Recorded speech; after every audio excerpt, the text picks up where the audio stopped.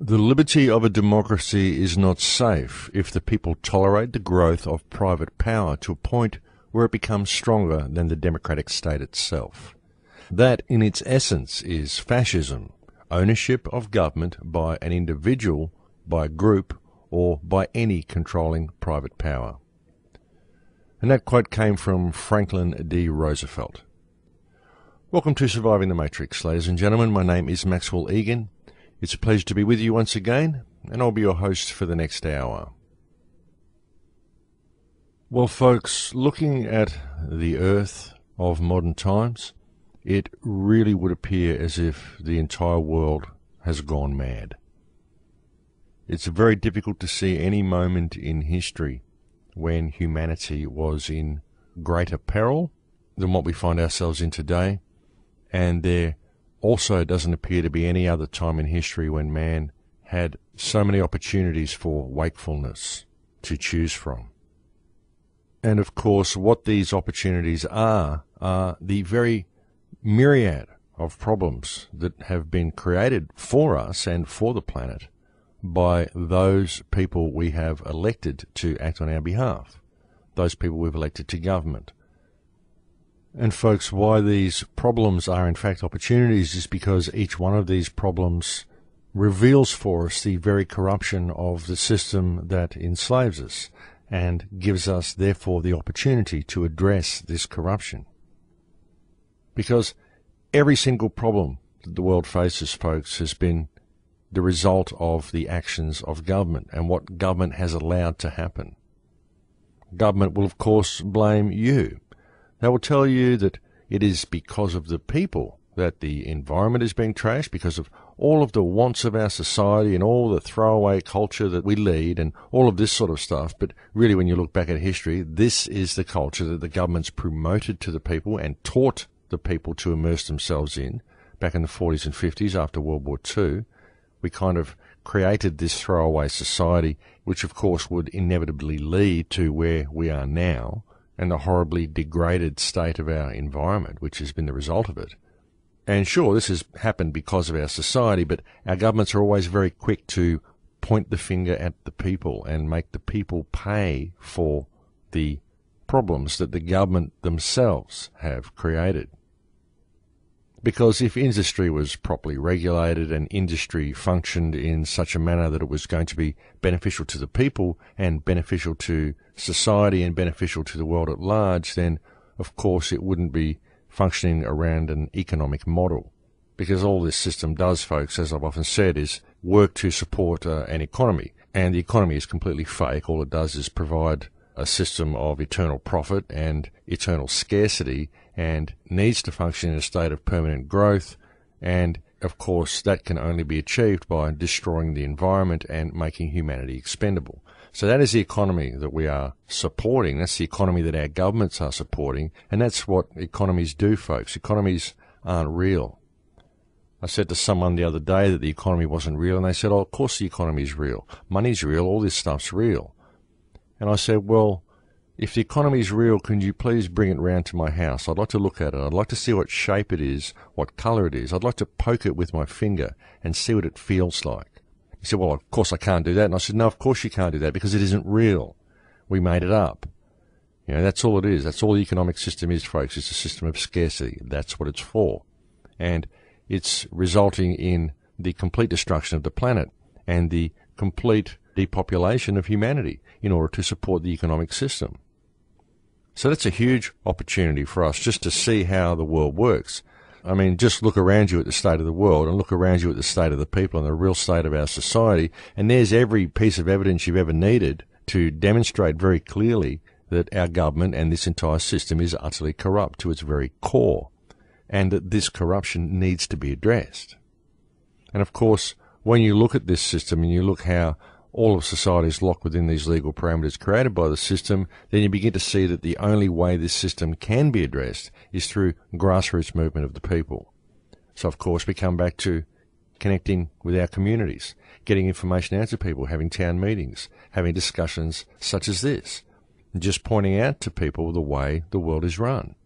asking them to simply just stop and look around them for a little bit. I mean, appealing to their logic. I mean, look at what's going on. Look how much harder you're working than what you were 10 or 15 years ago.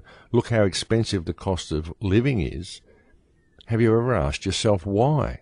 And turn away from what the television tells you the reasons are. Turn away from the television telling you it's because resources are getting scarce and so everything costs more. And think about why anything costs anything. Why should anything cost anything? You know, what's it all about? How come you can still buy the same now with an ounce of gold as what you could 100 years ago, and yet the paper money seems to be worth less and less and less, and so people have to run harder and harder and harder on the treadmill because they have to keep collecting paper because they have to pay to be alive. What is this? How can we even call this civilized? And that's the way we need to look at things, folks.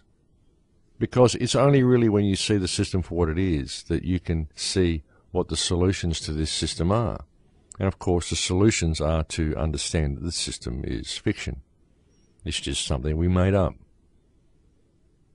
And it doesn't support the human race in any way, shape or form. And it's actually quite interesting when you really look at it. I mean, there's a lot of people out there that are waiting for the world to turn into tyranny. Well, folks, you're already living in a state of tyranny. What you're living in is a state of economic tyranny, the function of which is to turn everything into a commodity. And it's done this by ensuring that every single person is required to pay to be alive. And this keeps people in a state of fear-based mind control, because people are always in fear of not having enough money to survive. But it's not real, folks. It's just something that we made up. It's just an idea. And in order to support it, we are required to destroy everything around us and treat our friends and associates basically as commodities. See, everything's become a commodity, folks, in this reality. Even the people have become a commodity. And very often you find that people turn their friends into commodities. And that might be a strange way of looking at things, but it actually does make sense when you start looking at things from the other side of the coin and begin to realize what the true nature of a commodity is, because a commodity works both ways. For example, if we look to something like Wikipedia and we look up the definition of a commodity, what we read is that in economics, a commodity is the generic term for a marketable item produced to satisfy wants or needs. Economic commodities comprise goods and services, and the more specific meaning of the term commodity is applied to goods only, as opposed to services. It's usually used to describe a class of goods for which there is a demand. Now just think about it for a minute. Because we live in a system that requires us to pay to be alive, we have to therefore spend most of our time collecting paper.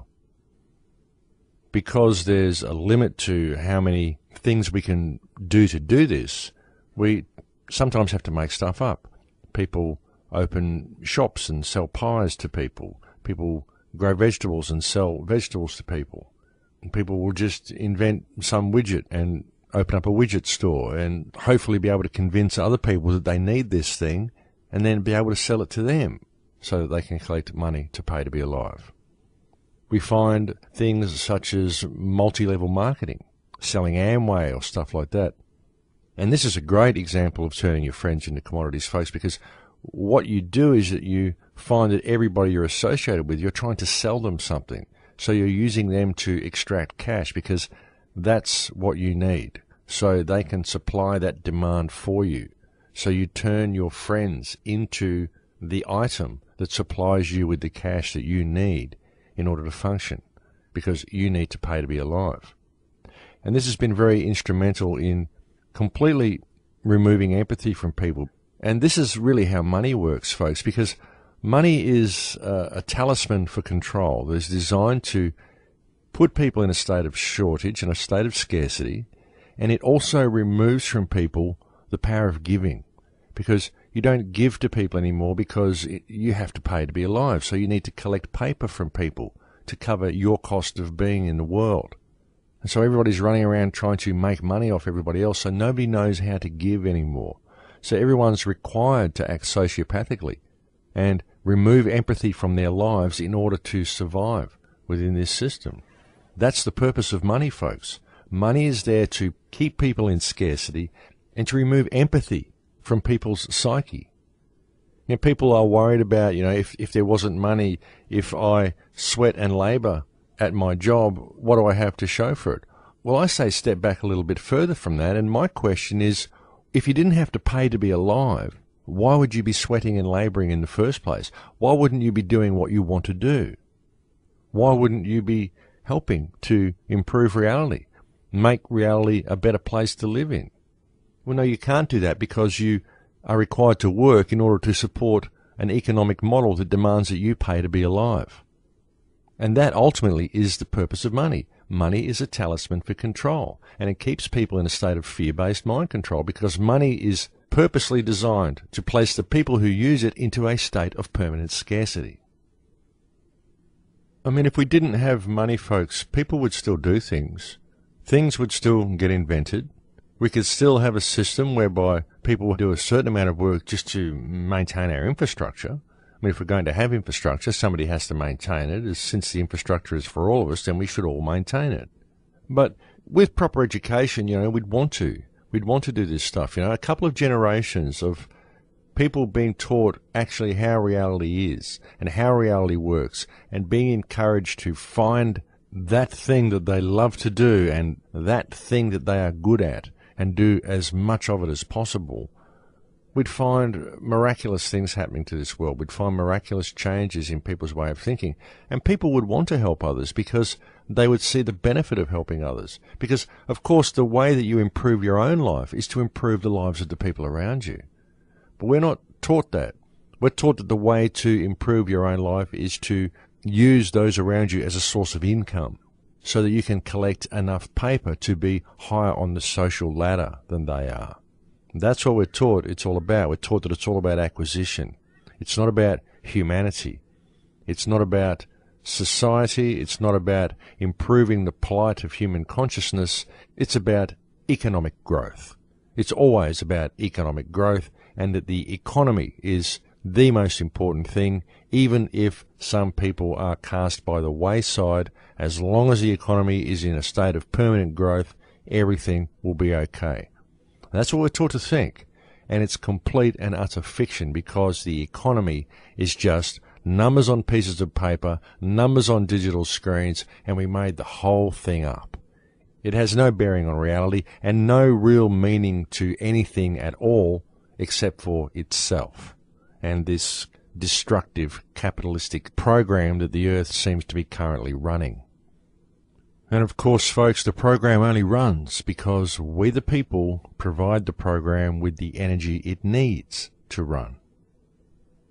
Bit of a clue there, folks, and there's obviously a very simple way that we can halt the program. All we have to do is stop giving it our energy.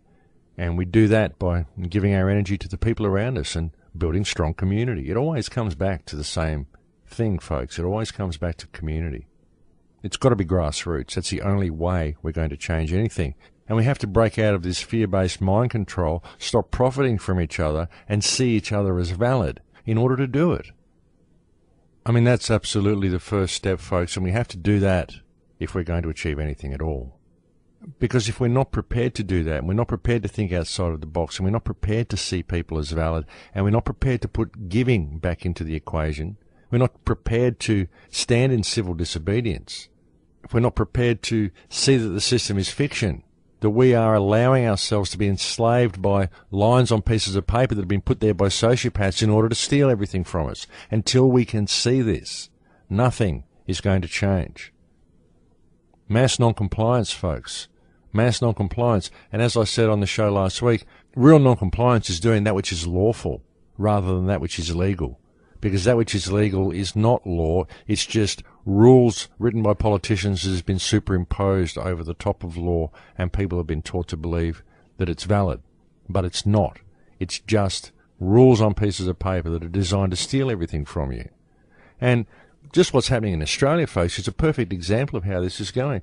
Australia has one of the highest costs of living in the world, and yet it has one of the lowest populations and it has some of the most valuable resource deposits. And here we have the country being virtually strip mined from under the feet of the people, the water table being destroyed and everything just being moved offshore, and yet none of the profits, none of the wealth of the country is being passed down to the people of the country. And the country is being destroyed and it's being removed of its economic sovereignty and its self-sustainability. Look at all the industries that have been moved offshore in the last 20 years. And it's happened in America as well. It's happened in all countries